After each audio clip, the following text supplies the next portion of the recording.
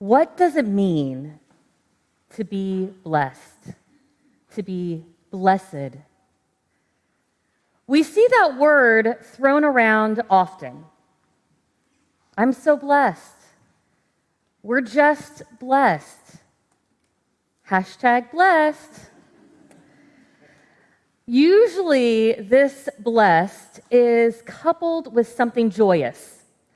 We see it often on social media, under a photo that's been posted, a bigger house, a new car, a nice dinner with friends, a sunset on the beach in a tropical location. Hashtag blessed. I searched blessed on Instagram this week, and 150 million posts popped up. And no, I did not look through all of them. No, nobody has time for that. Now, I'm not saying these things aren't important or they are not worthy to be celebrated or appreciated. But what if we don't have those things or those experiences? Does that mean we aren't blessed? You could argue that blessed has become synonymous with happiness. Happiness obtained through material success, financial wealth, and status. And it wasn't so different in Jesus' time.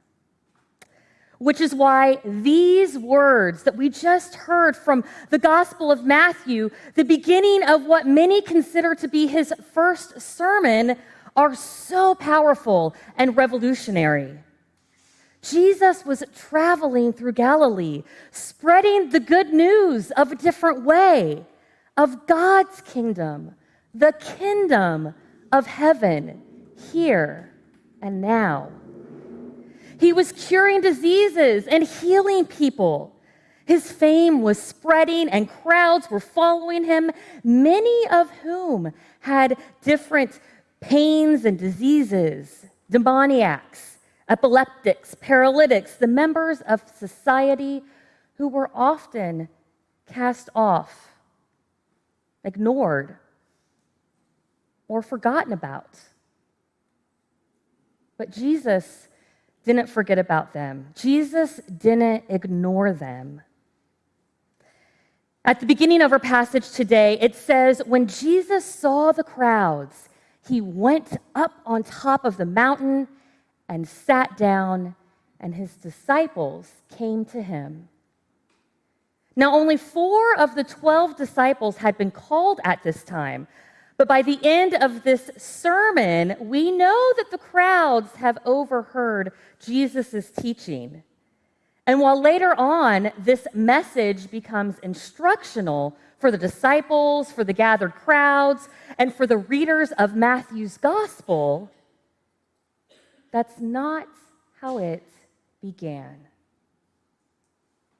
You could argue that Jesus was weary when he sat down at the top of that mountain. He has seen the despair of the people. He has heard their cries. He knows their pain. So when he starts to speak, I wonder if these Beatitudes, the beginning of this sermon, are a prayer. Is this a prayer of lament and blessing for those who are poor in spirit, for the meek, for those who mourn, for those who hunger and thirst for righteousness? Jesus is saying, I see you. You matter. You are blessed. And because of this, you will be comforted, inherit the earth, be filled, receive mercy, see God. This blessedness is not simply happiness. It is peace. and contentment that is beyond our understanding. And by saying these Beatitudes, Jesus is reversing the status quo. He is ushering in a new way of being, a new order where God's children are restored, whole, and free. This is the beginning, but it's not the completion. And these Beatitudes aren't a list of commandments or a checklist that we mark off in order to receive good favor with God. They are prophetic and they are prayerful. Jesus is acknowledging these groups as very much part of the kingdom of God. He is saying, you are valued to those whom the world doesn't always value. And he is declaring God's blessing upon them, a promise for now and what is to come. Jesus was a poor migrant Messiah. What blessings can he give others? He has no money. He has no power in the Roman Empire. He has no possessions. What does he have? He has the acute awareness of God's presence. And he is here to invite others to understand and to know the divine is present, at work in this world, using the unassuming and the unexpected to bring about the kingdom of heaven. Now, let me be very clear in pointing out that Jesus doesn't say that these things happen for a reason, that these people are in these situations for a reason, or that it's part of God's plan. That's not what Jesus is saying. He is saying, God sees you. God knows the grief that weighs on your heart, the exhaustion, the weariness, the depression, the addiction, the oppression. God knows the challenges you are facing and the uphill struggles that you are fighting. God sees you. God honors you. God journeys beside you.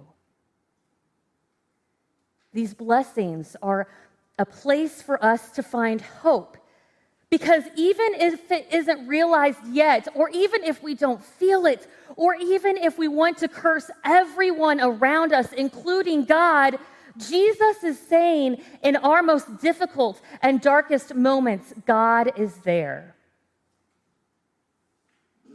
That is sacred. That is holy. That is what makes them blessed saints. These saints live as if the reign of the kingdom of heaven is at hand. A way of living not to receive such a blessing, but because of it. For God is creating all things new. And it begins with a blessing. There is a Quaker tradition, a practice of holding one another in the light. How it is practiced differs from person to person, or how they would say from friend to friend. Pastor Bob Henry says that when he holds someone or a specific situation in the light, he imagines God's grace, love, joy, wisdom, and peace engulfing and surrounding their life and their situation. Asking God to engulf them and surround them with grace, love, wisdom, and peace. It sounds like a blessing, doesn't it? Today, we are going to light candles for these saints, for those living and for the deceased. Candles of remembrance, of gratitude, of mourning, of loss, of grief, of pain, candles of hope, and above all, candles of love. We will literally be holding one another and our saints in the light.